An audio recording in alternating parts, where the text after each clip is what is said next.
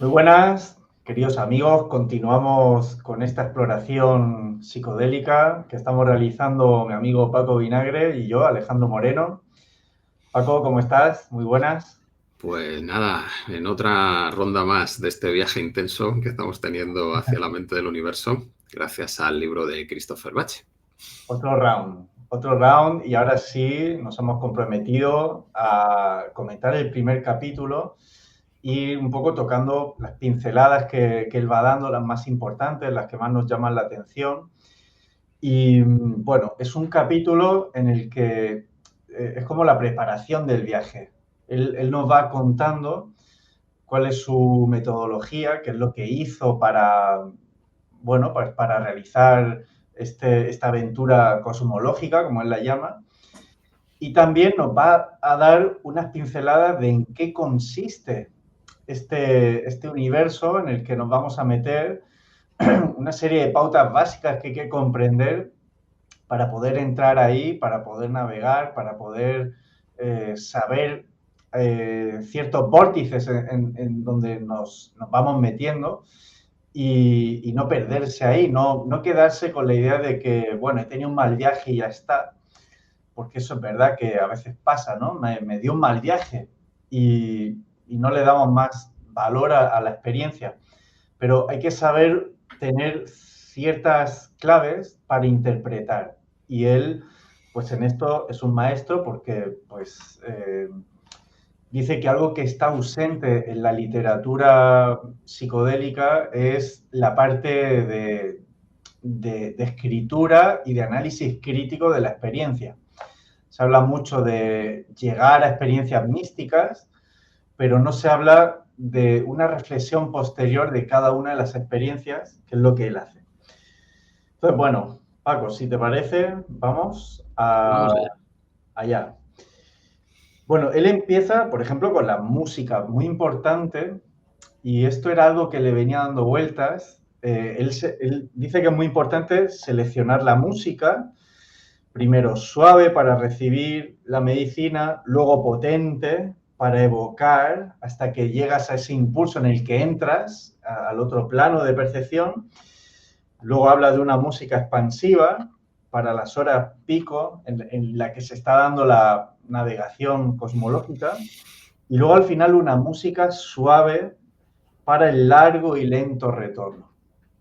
Y lo que yo pensaba al leer esto es cómo hoy, fijaros lo que es irse de fiesta, ¿no? Lo que vamos a irse de fiesta. ¿Qué vamos? Vamos a bailar, vamos a escuchar música, vamos a entrar en un trance, ¿no? Olvidarnos un poco de nosotros. Hay una persona que pone músicas, que es el DJ, y lo que se busca es la fusión con el otro. Si es amorosa, pues más todavía, ¿no? O sea que lo que hoy llamamos ir de fiesta, de alguna manera, es lo que tradicionalmente han sido pues las ceremonias chamánicas, los rituales, y en este caso lo que él está haciendo pues es lo mismo, solo que en solitario, pero es como una ceremonia a través de la música, guiada por la música, para entrar en un estado de conciencia en el que el yo se disuelve. Sí, además, esto enlaza totalmente con el uso, por ejemplo, de los ritmos dentro del chamanismo. Hay un autor que es Michael Harner, que estuvo también con los chamanes del Amazonas, con los jíbaros, y la propuesta que él hace después de sus viajes en los que experimentó con la ayahuasca, la datura, fueron experiencias intensas. Luego desarrolló un sistema para acceder a los viajes simplemente a través del tambor, a través de los ritmos. Bien, nuestro cerebro tiene una serie de frecuencias que se van alternando. Son además frecuencias que están mezcladas, no estás en una frecuencia única, que son aquellas del estado beta, el alfa, el teta y el delta. Bien, pues esos estados más bajos, por ejemplo, el delta va de 0 a 4 hercios, 4 hercios y medio, el teta va de 4 a 7 a 8, pues son estados en los que se produce ese acceso a otro modo de percibir la realidad. Y el estado delta, además, es el que se enlaza con el sueño profundo. Y justo los estados no ordinarios de conciencia se darían cuando el estado alfa, que es la primera relajación, el primer estado de relajación, cuando cierras los ojos y empiezas a respirar, está teniendo intensidades potentes y está haciendo de puente entre nuestra consciencia y esa otra consciencia que accede a, pues, el universo o a esa percepción expandida. Bien, pues se puede lograr a través de ritmos pues con esas frecuencias, esos 4 hercios, 4 golpes por segundo, acceder a esos o evocar internamente ese estado que te lleva a una experiencia intensa. Él hacía talleres con muchas personas y ponía estos ritmos, y muchos de ellos entraban y contaban experiencias como las que puedes tener, pues, utilizando los psicodélicos. Bien, aquí mi único punto es añadir, se puede lograr, como ya he repetido otras veces, acceder a otros estados de conciencia sin los psicodélicos, no hace falta emplearlos, pero no le ocurre a todo el mundo. Y si ya tienes una referencia, luego resulta mucho más fácil utilizar los ritmos para entrar. De hecho, la música es fundamental dentro de los viajes, porque la música te va transportando, te va dando puntos de anclaje que te llevan hacia determinados tipos de experiencia. Y después del viaje, si te vuelves a poner la música, tu cerebro ya ha hecho el enlace y te puede activar esos estados, que de hecho Christopher lo comenta, cuando él luego se dedica a escribir su viaje, se pone las músicas para recordar. Exacto, para que el cuerpo se lo muestre directamente, ¿no? Porque siempre se están realizando esos enlaces, esos anclajes. Sí, sí. Así que el tema de la música es fundamental. También Christopher comenta que los primeros 3 viajes no tenía música. Recordamos que esto es a finales de los 70. Sí, sí. O sea que ahí lo del Walkman pues estaba empezando, y claro, pues buscarte música no era como ahora, que te pones el Spotify y tienes listas directamente de viajes psicodélicos. O sea que él ahí se hizo su trabajo profundo para encontrar esas músicas especiales, y supongo además que buscaba músicas que le llevasen a profundizar en esa cartografía, ¿no? Porque luego cuenta algunas muy potentes tribales que le enlazaban con ese inconsciente colectivo. Así es la música, ¿no? Como un puente entre el mundo material y el reino de lo sutil, ¿no? Como que hace ese puente.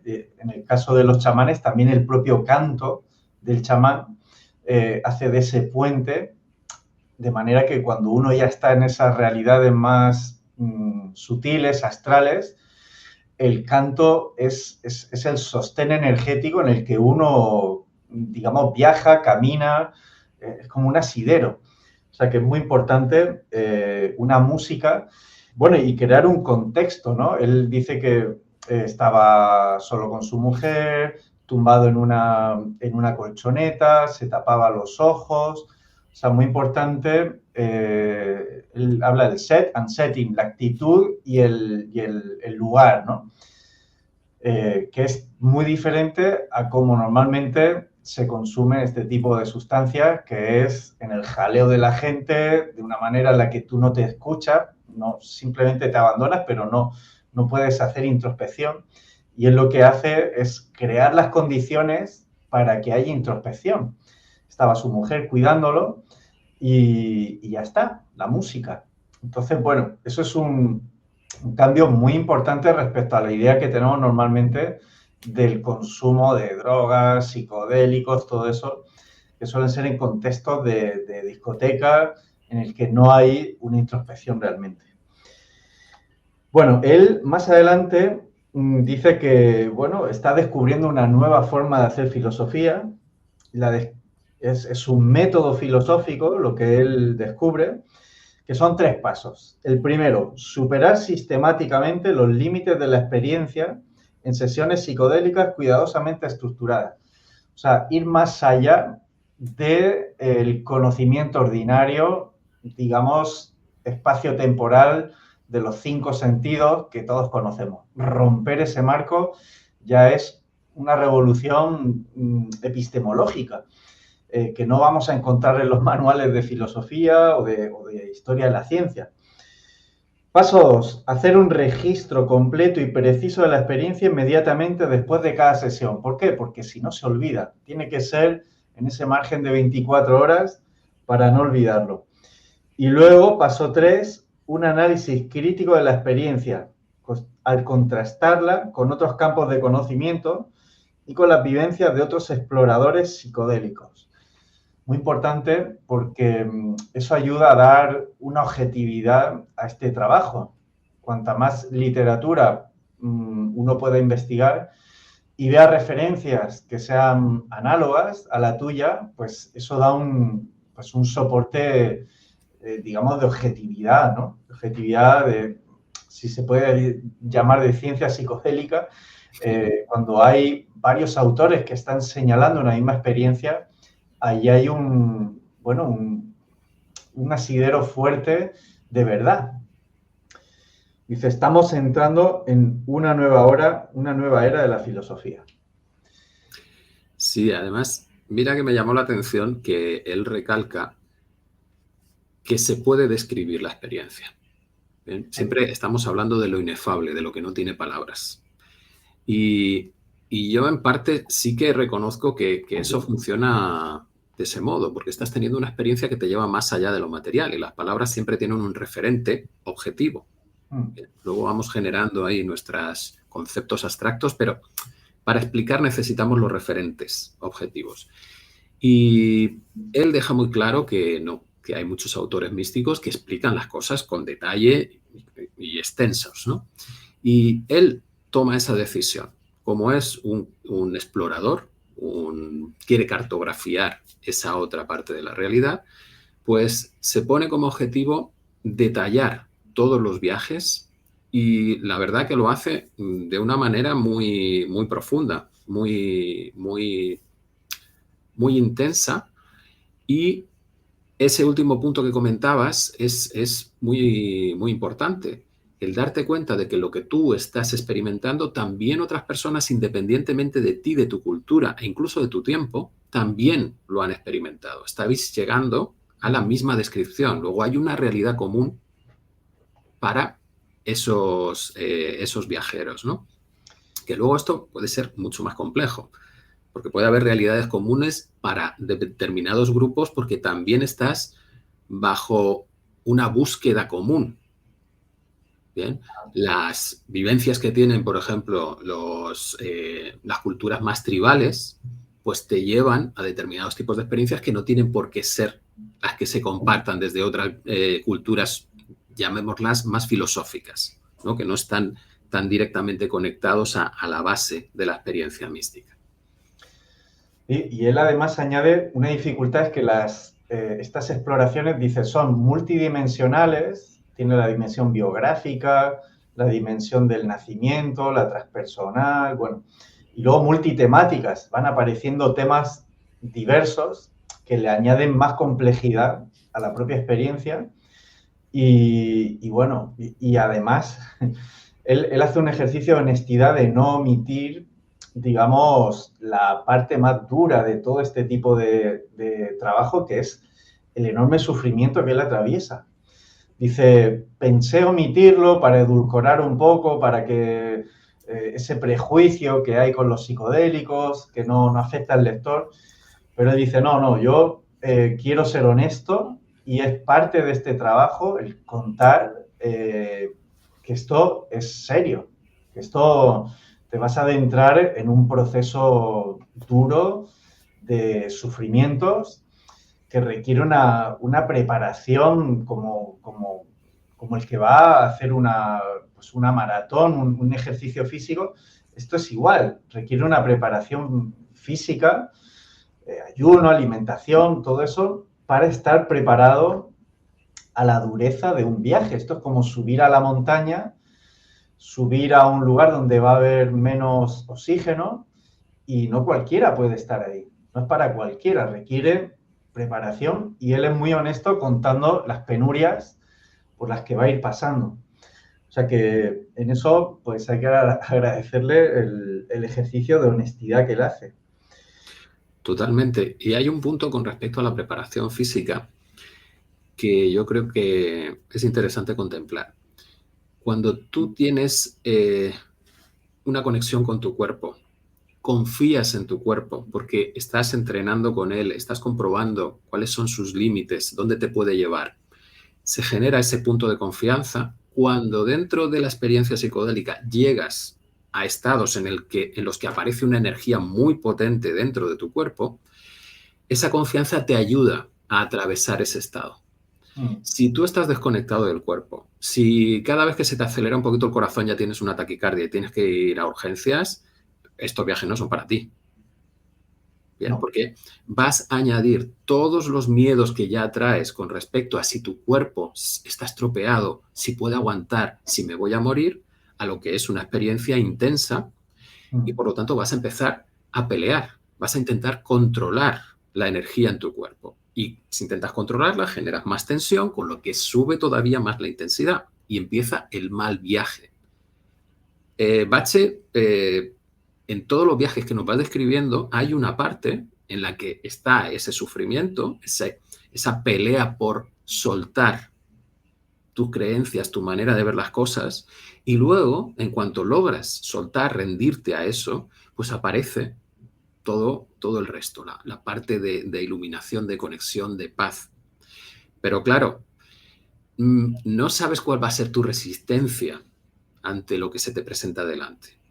Si te vas a resistir mucho, pues también tu cuerpo tiene que estar un poco entrenado para aguantar toda esa pelea que se va a tener hasta que llegas al punto de rendir, que es la clave de todo esto. Claro. Sí, yo creo que es inevitable, ¿no? Tener resistencias, porque hay una muerte de la personalidad, hay que abandonar la percepción del yo ordinario y eso, pues el cuerpo va a decir, ¿esto qué es? Esto, como que es casi inevitable pasar por esa fase y cuanto antes te rindas, menos vas a sufrir, ¿no? Uh-huh. Bueno, dice... claro, la primera parte, las primeras sesiones tenían un aspecto terapéutico, las 3, 4 primeras sesiones, aunque él lo que buscaba, ya lo hemos dicho, es la exploración cosmológica, y en esto es un autor bastante novedoso porque normalmente los autores previos, por ejemplo, Aldous Huxley, apenas habían tomado unas pocas sesiones de sustancias y poco más, pero él quería una exploración, digamos, profunda, ¿no? De muchas sesiones. Entonces dice, los retos a los que uno se enfrenta pueden proceder de muchos niveles de nuestro ser. Primero empieza el inconsciente, ¿no? Todos esos miedos que hay ahí, esas resistencias, esas luchas, esas angustias. Bien, pero es que no solo es eso. Dice, luego además están los retos que vienen del útero, es decir, del propio nacimiento, cómo fuimos concebidos, cómo fuimos gestados y cómo fuimos paridos. Esto es muy interesante y aquí refiere mucho a Stanislav Grof, que es el pionero en desarrollar todo esto de la vida intrauterina y cómo puede crear traumas muy potentes de los que no somos conscientes, ¿no? Dice, también se tiene que enfrentar a encarnaciones anteriores, ¿no? Él va a contar en sus primeras experiencias cómo se convierte en mujer, muchas mujeres y en otras cosas, ¿no? Y también del inconsciente colectivo. Va a tener que afrontar desafíos propios del inconsciente colectivo. Entonces, fijaros el nivel de la batalla, por decir así, ¿no? Digamos que uno tiene que ser un héroe antes de meterse en este tipo de trabajos que son dice, extremadamente exigentes, ¿no? No es para todos los públicos. Trabajar en estos niveles se convierte más en un intenso viaje de exploración cósmica y menos en una cuestión terapéutica. Por tanto, requiere algo de la constitución de un explorador. capacidad para soportar condiciones altamente estresantes, extremadamente desorientadoras y profundamente ambiguas. Además, las circunstancias vitales y los sistemas de apoyo deben ser lo suficientemente fuertes como para aguantar semejante tarea. Nadie emprende un viaje así solo. O sea que uno tiene que estar preparado a nivel físico, a nivel psíquico, tener un bagaje, un camino, un entrenamiento antes de dar este salto. Y cuando lo des, pues no hagas como él, o sea, dalo en compañía, busca a alguien que esté experimentado porque pues te vas a enfrentar a un monstruo de distintos niveles que hay que estar preparado para aceptar que va a ser así. Sí, de hecho, aunque a él le acompañaba su mujer, que no me acuerdo, será psiquiatra, Psicóloga, sí. psicóloga, su mujer no participaba en los viajes, no hacía los viajes. Entonces, claro, ver desde fuera una experiencia psicodélica, uf, es todo un reto porque le ves a la persona experimentando unas emociones, unas intensidades muy grandes, no tienes un contexto de qué está pasando realmente, las primeras veces no sabes ni por dónde va a salir y entonces tu estrés como guía, como observador, se puede sumar a la experiencia. Y claro, pues eso al final también te va minando. Y él comenta en el libro que hubo momentos en los que suspendió durante años los viajes, ¿bien? En gran medida también por requerimientos de la mujer, ¿no? Requerimientos de la mujer, momentos de vida, traer hijos, estas cosas. Y claro, son unas experiencias tan intensas, sobre todo para el que no las vive, porque el que las vive al final tiene como un periodo de que todo está bien. Aquí te reconfortas y el sufrimiento anterior tiene un sentido, le das valor y es la puerta a esa otra experiencia nueva y placentera. Pero el que está fuera no. Está fuera, si no tiene su proceso, pues requiere mucha preparación y como saber sostener todo ese acompañamiento. Y ella pues lo hacía a través de las prácticas del budismo creo que tibetano, ¿no? Era Sí, sí. el que manejaba.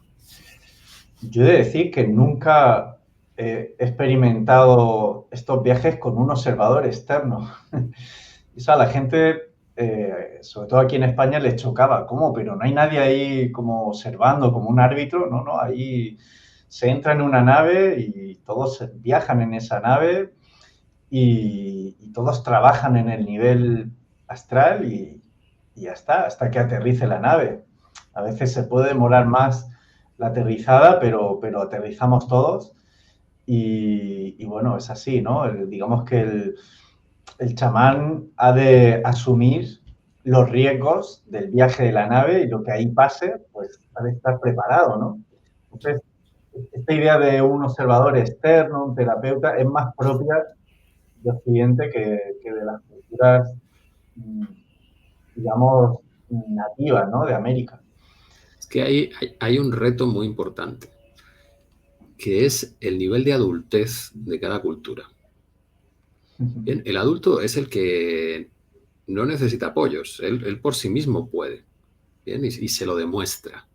Y por lo tanto, participar en un viaje de este estilo sin uno que te supervise, sin uno que te ayude, pues también te va a profundizar todavía más en lo que te puedes encontrar, que es ese miedo a la muerte y el miedo al sufrir antes de morir. ¿Quién me va a ayudar? ¿Quién me va a sacar de aquí? Pues claro, es que ese es otro nivel en el proceso de descubrimiento interno, que en algún momento, pues por supuesto que también hay que atravesarlo. Lo que pasa que mi concepción es que cada uno está en un punto diferente del camino. Y si pretendes saltarte pasos, pues la experiencia puede ser bastante desestabilizante. Sí. Por tanto, date cuenta de dónde estás tú. Aquí en Occidente, pues que nos echen una manita, que haya el guía que nos cuente, que nos tranquilice, pues hace que nuestro viaje sea mucho más llevadero, que no entres en ese conflicto tan intenso como puede ser como cuentan algunos, ¿no? Llega el chamán en mitad de la selva, te da y se va. Y bueno, pues ahí te quedas en la selva y tú verás cómo sobrevives, ¿no? Que es la primera idea que te vendría cuando vienes del mundo occidental en el que hemos domesticado la naturaleza y pensamos que la naturaleza es una amenaza, ¿no? Así es, a veces hacen eso, te dan la medicina y se van. Eso me ha pasado poco, pero ha pasado. Bueno, las fases. Él distingue dos fases en toda sesión. Una es de limpieza y otra de una fase extática. Extática quiere decir fuera de ti, fuera de lo conocido, ¿no? Del yo conocido. A veces estas fases se dan varias veces dentro de una misma sesión, ¿no? Varias fases de limpieza con varias fases de éxtasis que él va alternando. Dice, la profundidad de la fase extática de mis sesiones está influida por 3 factores. El primero es la profundidad de la purificación que había tenido lugar durante la fase de limpieza de la sesión. O sea, más limpieza, mayor puede ser esa fase estática. Luego, el segundo factor era la profundidad de la purificación que había tenido lugar en todas mis sesiones anteriores. O sea, el recorrido que llevas hecho te permite éxtasis mayores también. Y luego el tercer factor es un poco más difícil de describir. Existe un impulso energético que se acumula en las sesiones si se trabaja de forma constante durante un largo periodo de tiempo. Es un poder tangible que se acumula y te impulsa a través de avances periódicos. De forma parecida, como un atleta de entrenamiento desarrolla un poder que le lleva periódicamente a niveles máximos de rendimiento. O sea, el entrenamiento te da una disposición energética a adentrarte en lugares más profundos, extáticos, de experiencia. Como que hay un acumulador de energía que te va permitiendo pues, experiencias más potentes, ¿no? Bueno, pues estas son como las fases que él distingue. Y luego hay algo que también me parece muy interesante. Claro, algo que está fuera de la experiencia de esta como visión materialista, que es la predominante en nuestra cultura, que es esa espiral de amor en la que él se va adentrando. Dice, ¿cómo describo yo esto, no? Cada cual tiene que ponerle su propio lenguaje. Y él lo va describiendo de distintas maneras, ¿no? Va desarrollando un vocabulario de lo divino. Dice, se trata, las experiencias que fui teniendo son oportunidades de interactuar íntimamente con un ser divino de inteligencia, compasión, claridad y poder espiritual inimaginables. No conozco los límites de este ser y dudo incluso en llamarlo ser. Tal y como lo he experimentado, es el tejido mismo de la existencia. A veces me quedaba dolorosamente afligido por no poder quedarme con este ser amado. Uno quiere quedarse ahí, ¿no? Hay quien lo llama el absoluto, un título que se puede aproximar a su verdad, a su poder y a su belleza, aunque en este libro, en el fondo de mi corazón, yo lo voy a llamar mi amada. Una vez estrechado en su brazo, una vez disuelto en su radiante esplendor, fui de ella para siempre. Bueno, yo hubo una vez que tuve una experiencia así. Yo lo llamaría la amada, para mí la Virgen María, ¿no? Que es nuestro arquetipo del amor femenino que está en nuestra cultura. Pero la verdad es que desde aquella experiencia me gusta mucho ver a la Virgen porque la entendí mejor. Dije, claro, es que tú eres el arquetipo del amor, eres el abrazo cósmico, eres la compasión pura, el amor incondicional. ¿Qué se puede decir, no? Bueno, es como... Bueno, una cantidad de nombres que... De hecho, en España hay una cantidad de vírgenes tremenda. Es el país donde más vírgenes hay del mundo, con nombres diferentes. advocaciones. Y entonces yo lo que entiendo es que a ese arquetipo, cada pueblo, cada ciudad le va dando su nombre, su rasgo particular, es lo que amalgama un pueblo. El pueblo se unifica en torno a un arquetipo del amor. Y bueno, pues él lo llama así, ¿no? Mi amada. Qué lenguaje, ¿no? Claro. Es difícil ponerle palabras a esto. Sí, y es lo que comentábamos antes, ¿no? Que él tuvo que desarrollar su propio vocabulario para poder describir lo que iba experimentando. Y me parece un punto muy interesante, y voy a dar un enfoque que lo mismo pues me vengo arriba y hablo de cosas que exceden mi experiencia, porque yo no he tenido todavía esa experiencia de conexión tan profunda con ese arquetipo. Pero lo que sí puedo ver por lo que él explica es que hay un punto que se ve claro por no haber profundizado en esas primeras etapas de limpieza de tu historia personal. Bien. El arquetipo de la amada es más un arquetipo casi de la madre. Bien. Y entonces cuando tú, al separarte de la amada, pues te quedas como afligido, ahí puede haber una conexión muy directa en cómo es esa separación que se produce cuando eres bebé de tu madre. Bien. O incluso durante esa gestación, que ahora ya sabemos que el sistema nervioso del bebé se está desarrollando en el vientre de la madre, y las experiencias energéticas, emocionales de la madre son las que van configurando la estructura con la que va a nacer ese bebé. O sea que hay una influencia muy directa entre lo que vive la madre y la programación interna de cómo va a vivir las emociones, que ciertos patrones de conducta incluso, que va a tener el bebé. ¿Bien? Entonces, también se puede ver en las experiencias místicas la fractalidad. Tú como individuo eres un fractal, un reflejo de lo que está más arriba, cada uno a su escala. Pero lo que tú hayas resuelto como individuo y lo que no hayas resuelto también va a resonar según empieces a interiorizarte, ¿no? O introducirte en todos esos otros mundos superiores.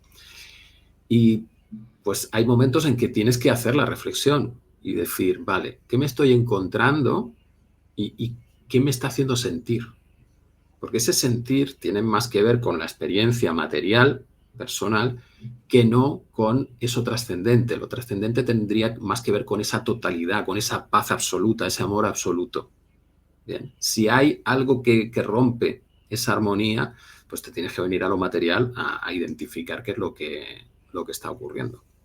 Eso es. Y como decías, en España tenemos tantas vírgenes, pues lo mismo significa que hay ahí algún tema pendiente con la madre. ¿Bien? ¿Qué pasa con ese arquetipo de madre que no acabamos de trascender y los hijos transformarnos en adultos? Que el adulto de nuevo es aquel que ya a sus padres los baja del pedestal y los pone como mucho a su nivel. Bueno, interesante. Los arquetipos, bueno, es un nivel que hay ahí y está abierto a mucha interpretación. Otro punto que él da de estas experiencias, él lo llama la continuidad temática, que es que quiere decir que las experiencias no son islas, una experiencia que no tiene que ver nada con la siguiente, que no tiene, sino que va, él descubre que donde deja un camino de aprendizaje, en la siguiente experiencia lo retoma. Y eso es muy interesante porque quiere decir que como que hay una unidad psíquica profunda. Él va a hablar, ¿no?, de que hay un alma reencarnante, ¿no?, que va dando unidad a todo ese tipo de experiencias. Y eso rompe un poco con esa idea de lo irracional que se asocia a, vamos, yo por lo menos el LSD, digo que yo no lo conozco directamente esta sustancia, pero yo la asociaba al surrealismo, ¿no?, a experiencias inconexas que, bueno, pues no le daba mucho valor terapéutico, pero fíjate que él incluso cuando hizo esa pausa de 6 años, al volver a retomar las experiencias, él como que vuelve al punto donde las dejó para continuar ese viaje álmico de aprendizaje, en su caso, pues lo que a él le tocaba, ¿no? Pero claro, ¿no? Que hay una cordura, ¿no? Hay una racionalidad de fondo en todo este tipo de viajes. Sí, y es lo que comentabas, que se produzca eso es otro apoyo más a el argumento de que esto no es una alucinación en el sentido de ¿Sabes? caótico sin una estructura. ¿Bien? Porque encima lo que comentas lo podemos ver en nuestra vida. En nuestras vidas también vamos teniendo experiencias, nos centramos en un determinado elemento, en un determinado tema durante un tiempo, luego puede ser que eso se quede ahí y nos vamos a otra cosa, le damos la explicación de que no, yo tenía que haber hecho una tesis, ¿no? Por ejemplo, mi experiencia, ¿no? Yo hice una tesis, no llegué a defenderla, pero ese tema que trabajé en la tesis era el tema del caos y las inteligencias artificiales, las redes neuronales, la base. Y eso lo dejé ahí en el 2007 o por ahí, y luego resulta que en el 2022 pues aparecen las inteligencias artificiales y yo estoy durante ese camino encontrando los sistemas complejos que son los que tienen esos regímenes caóticos. ¿Vale? O sea que en tu propia vida también estás como colocando piezas que más adelante van a encajar y te crean el mapa, que también le pasaba a él. Tenía determinados temas que iba trabajando, pero luego, al cabo de bastantes viajes, veía como cada tema iba encajando en un puzzle, ¿no? En ese puzzle más completo. Así que, pues, otro argumento de peso. Así lo dice, cuando intentamos comprender experiencias psicodélicas concretas, creo que es importante situarlas en el contexto de todo nuestro viaje. O sea, esto, ¿no? Que si uno ve la trayectoria de años de experiencias, le va a ser más fácil decodificar la experiencia concreta que ha tenido esa noche y que en sí misma no parece muy comprensible, pero dentro de ese marco es más fácil de darle un sentido, ¿no? Bueno, más aspectos. Él habla de la dinámica participativa de la revelación. Eso quiere decir que no somos sujetos pasivos, que estamos ahí como el que va al cine, se pone las gafas 3D, ve una peli y se va, sino que uno añade de su cosecha, interactúa con el logos, con el ser, con la divinidad, para crear una experiencia única. Dice, es una danza fascinante entre la mente que explora y la mente más amplia que es explorada. O sea, es como que somos sujeto explorante y objeto explorado. Somos activos y a la vez pasivos. Tal y como lo he experimentado, la consciencia es un océano infinito de posibilidades. Cuando tomamos estas sustancias amplificadoras, dejamos caer la mente en un océano y ella actuará como un cristal que cataliza un determinado conjunto de experiencias a partir de su infinito potencial. A medida que estos encuentros nos van sanando, purificando y transformando, el cristal de nuestra mente cambia. Sesiones posteriores cataliza experiencias aún más profundas de este océano. Si repetimos este proceso muchas veces de forma sostenida, se produce una secuencia de iniciaciones en niveles sucesivamente más profundos de consciencia y se despliega una comunión visionaria cada vez más profunda. Cada segmento de esta comunión tiende a continuar donde se detuvo el segmento anterior. Bueno, es esta experiencia de comunión, pero que se da una interacción, un diálogo participativo. Él es bonito, como a mí me gustó mucho cuando decía que lo divino quiere ser conocido. Lo divino quiere ser conocido, como que está ahí esperando a ver en qué momento alguien se atreve a atravesar pues todas esas ilusiones los velos, ¿no? Los velos que están en medio y verlo, y porque Él se regocija al vernos, al ser contemplado. Él quiere ser contemplado y se regocija al ver a sus hijos, dice. Eso me pareció muy bonito, ¿no? Muy poético expresarlo así, como que nos Sí. está esperando.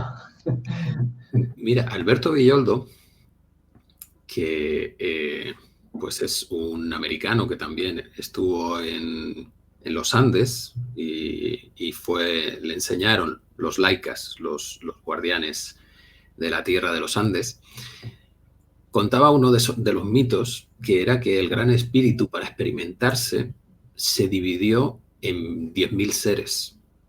Bien, y a partir de ahí también decidió olvidarse de quién era para poder llevar a cabo esa experimentación. Y cuando uno de esos 10.000 seres volvía a recordar quién era, pues se producía una risa estruendosa que atravesaba las montañas. Bien, en el fondo ese mito nos está contando algo así, ¿no? Que es también otro de los grandes temas de la humanidad.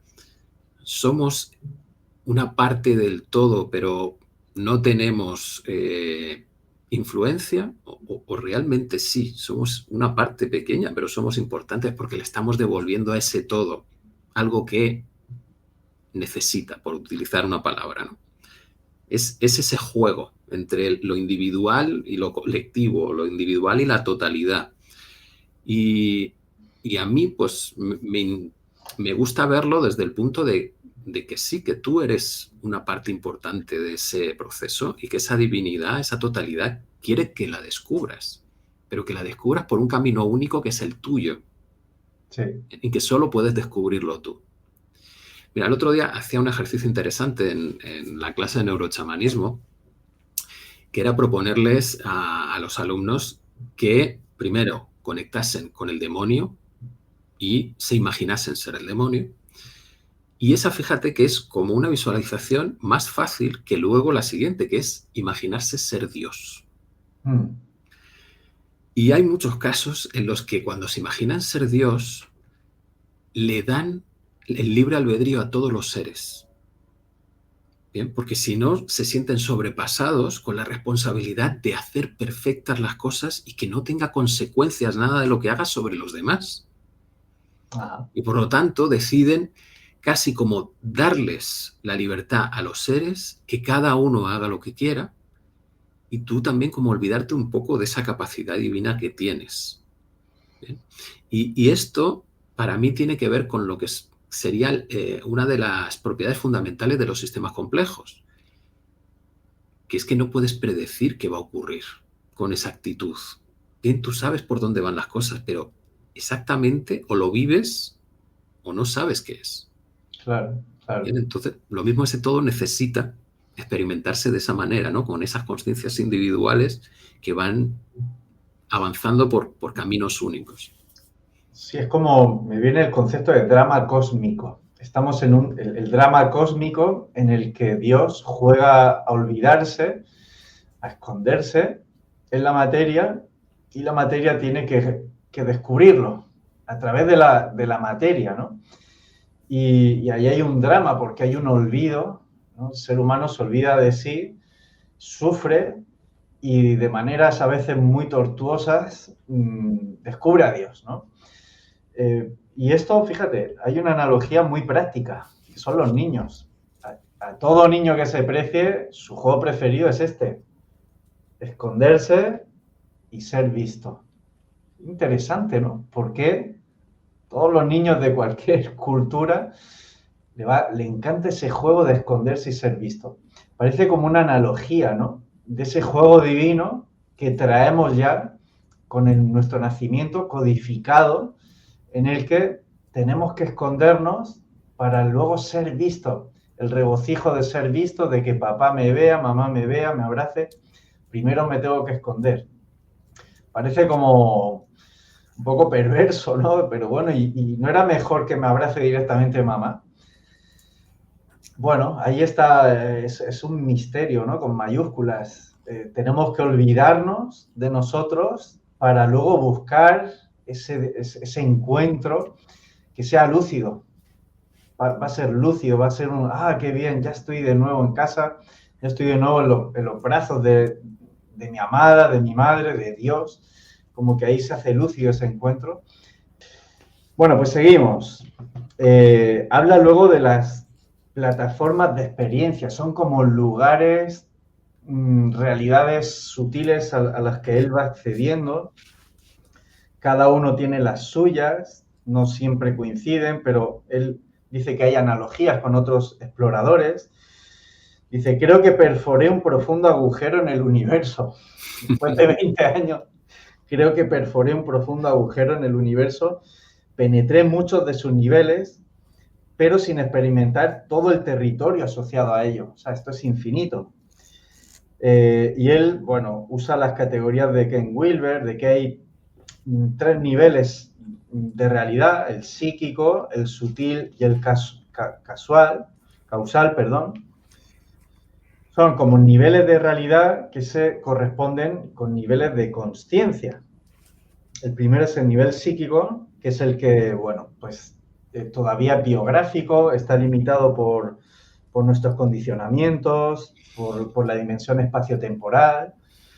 Luego habla del reino sutil, que es el que entra el alma reencarnante, ¿no? Ese alma en mayúsculas que se va reencarnando en distintas vidas para resolver sus asuntos y en el que entra la conciencia colectiva de nuestra especie, las fuerzas arquetípicas, ¿no? De eso Jung habla mucho, y luego el reino causal, que es el reino de la unidad.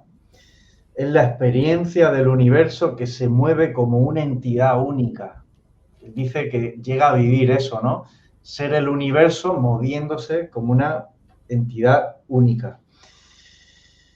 ¿No? Y aquí cita Plotino, ¿no? La frase de todo respira junto. Parece que Plotino llegó a este tipo de experiencia causal, ¿no? Todo respira junto. Y es el reino donde está la experiencia luminosa, ¿no? La luz en mayúscula.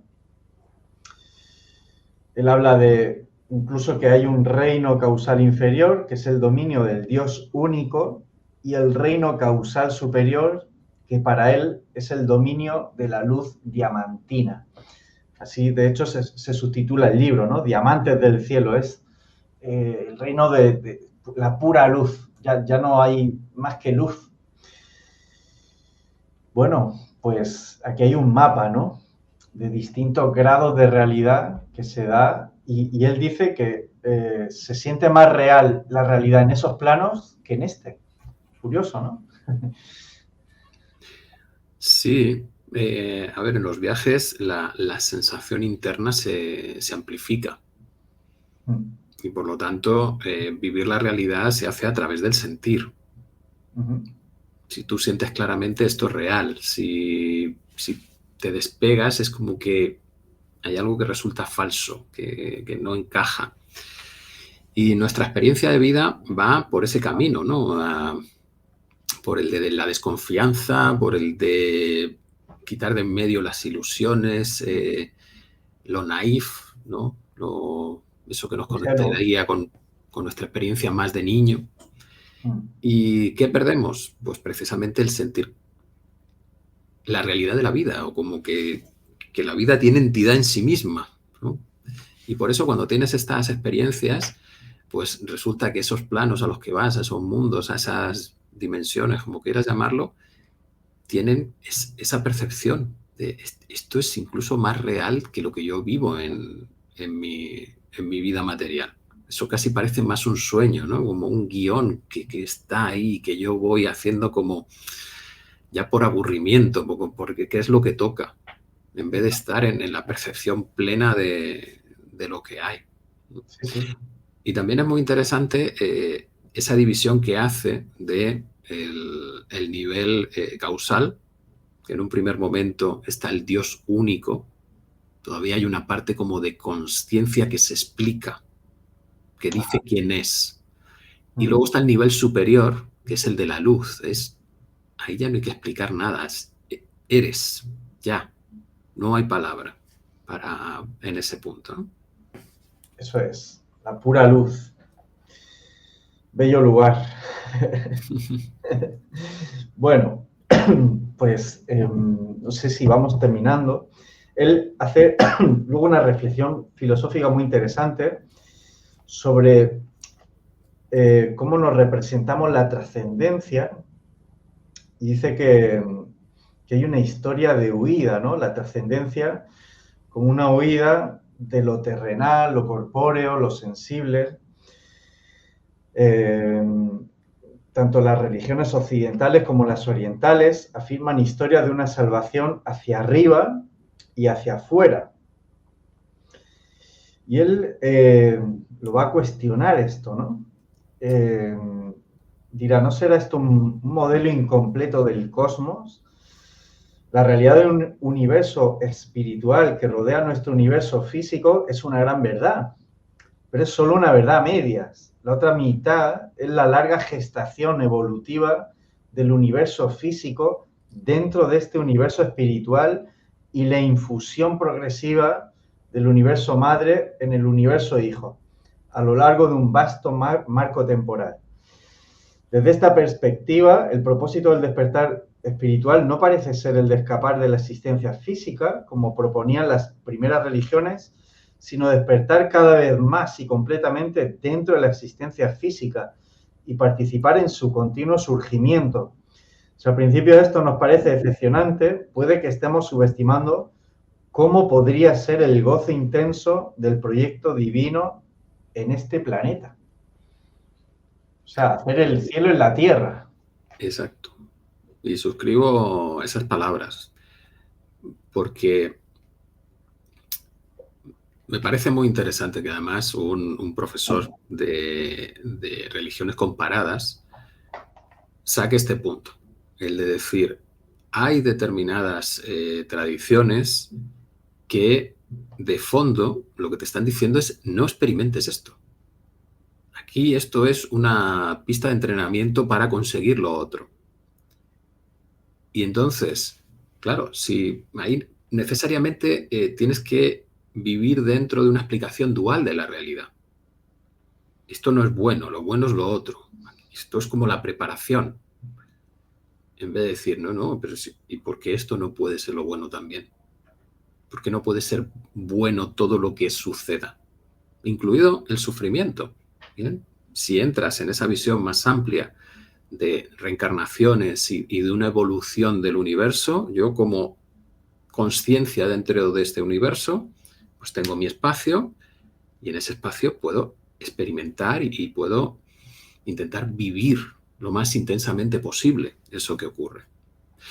Que luego también caemos dentro de las trampas de la lógica, ¿no? Y de, pues bueno, el negarme a vivirlo también es otra manera de vivirlo. Y tampoco deberíamos caer en, pues no está bien, porque la buena es esta otra, si no estaríamos en lo mismo que estamos criticando, ¿no? Eso es. Bueno, de hecho, llega a decir la asimilación de la conciencia sagrada y la activación y estabilización de nuestras capacidades innatas es el largo y paciente trabajo de la reencarnación. Y creo que también es el largo trabajo de la práctica psicodélica.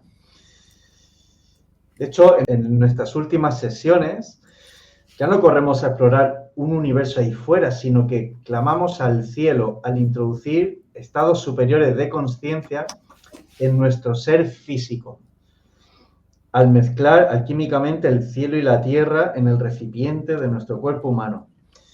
Cuando el nirvana, ¿no?, la iluminación, y el samsara, la existencia cíclica, son realmente uno, entonces el cielo se realizará en la tierra y no sentiremos la necesidad de ir a otra parte. Bueno, él habla de ir desarrollando esas cualidades innatas que tenemos también de percepción psíquica como algo que a escala cosmológica está por realizar, ¿no? En el proyecto de llevar el cielo a la tierra, el ser humano poco a poco irá aprendiendo esos poderes psíquicos, todo eso que algunas personas pueden experimentar, que será como una cualidad normal dentro de eones, ¿no? No sabemos cuándo, pero que eso está por llegar y que, bueno, pues tener ese horizonte temporal, pues también es interesante, ¿no? Hacia dónde caminar como como proyecto evolutivo, consciente. Sí, esa es una de las sorpresas del libro, ¿no? El que él te propone que hay un objetivo en esta experimentación del mundo material y que ese objetivo pues enlazaría casi con lo que cuentan las tradiciones hindúes del Satya Yuga, volver de nuevo a la edad dorada en la que tenemos todas esas capacidades de creación en el mundo material directamente, ¿no? Seríamos como esas divinidades encarnadas en el mundo material, disfrutando de todo lo que podemos crear. Así que también ahí tenemos otra perla, otro diamante, ¿no? Que nos deja Christopher Bache en el libro. No está mal, como horizonte hacia dónde caminar, ¿no? Bueno, ya el último punto de este primer capítulo, muy interesante, esto lo he mencionado de pasada antes, se llama el sufrimiento de la muerte y el renacimiento, ¿no? Él se piensa al principio si edulcorar esta parte del sufrimiento de la muerte, omitirlo o no. Y dice que no, porque esto filosóficamente es muy importante dentro de la experiencia que él tiene. Dice, el dolor es algo que aprendemos a abrazar, forma parte de un proceso de purificación y hay que convertirlo en nuestro aliado. Se aprende a invertir el instinto de evitar el sufrimiento y a abrirse a él, no porque nos guste sufrir, sino por procurar buscar lo que hay más allá de él. Y es que es verdad, hay una pérdida agonizante de todo lo que conocemos como real y verdadero. El espasmo de nuestro último aliento, la rendición aterradora. Bueno, va hablando de la muerte, ¿no? Tiene muchas formas y tamaños, puede entrar suavemente, derritiendo lentamente nuestra resistencia, o atravesar la puerta violentamente con el golpeteo de los tambores. ¿Por qué hay que morir en estas experiencias? Dice, porque somos demasiado pequeños para abarcar estas vastas dimensiones de la existencia. Nuestra capacidad de experiencia cósmica está limitada por nuestro condicionamiento dentro del espacio-tiempo. En el trabajo psicodélico profundo uno aprende convirtiéndose. Debemos convertirnos en los niveles mismos de experiencia que queremos experimentar. Por eso se dan esos ciclos repetitivos de muerte y renacimiento, para convertirnos en los niveles que queremos experimentar. Para ello, nuestro yo más pequeño debe dejar de ser el contenedor de nuestra experiencia, debe de morir. Renunciar a todo es simplemente el precio de heredar todo lo demás. Y mira qué frase dice: la muerte y el renacimiento es un ciclo que se repite múltiples veces, porque el universo tiende a entregar sus tesoros en capas.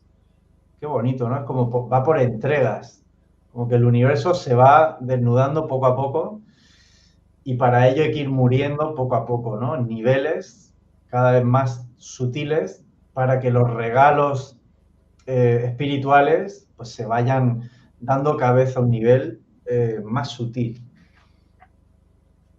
Bonito, ¿no? Esto hace mucho más asumible, ¿no? El por qué hay que sufrir, ¿no?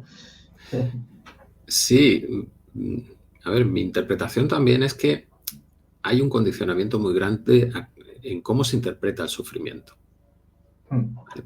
Yo también tengo claro que hay una parte en mí que intenta evitar el sufrimiento, entonces buscaré mis argumentos así sutiles para no enfrentarme a él, ¿no? Pero sí que todo ese proceso, cuando vas haciendo viajes, llega a un punto en el que el malestar físico ya te lo conoces, ¿no? Y sabes hacia dónde va. Entonces, pues una de las maneras de purga físicas pues es el vómito o son unos eructos que te llegan, salen desde lo más profundo de las entrañas, ¿no? Y ya cuando ya tienes tu experiencia, ya llega a un punto en el que dices, vale, ya estamos en esta fase, pues te entregas también a la purga física y todo eso va saliendo y ya no es un sufrimiento. Ya es como, vale, es lo que toca y cuanto más te rindas a eso que toca, más facilitas que el proceso sea sea fluido, sea rápido. Bien. Eso es. Y esto es un entrenamiento porque al final todo lo que vives en los viajes es como un sueño lúcido que luego puedes integrar en el mundo real, material. Y ese entrenamiento de no entender el sufrimiento y engancharte a él como algo de lo que hay que huir o a lo que hay que combatir, pues cuando lo traes al mundo material empiezas a experimentar las cosas también de otra manera, ¿no? Que hay pues determinados conflictos que tienes que, bueno, pues tienes un poco de paciencia, sabes que hay procesos por los que tienes que ir atravesando, como en el viaje, cuando estabas ahí agarrado al váter y, bueno, pues lo que toca en ese momento, y luego pasa. Y viene el cambio, ¿bien?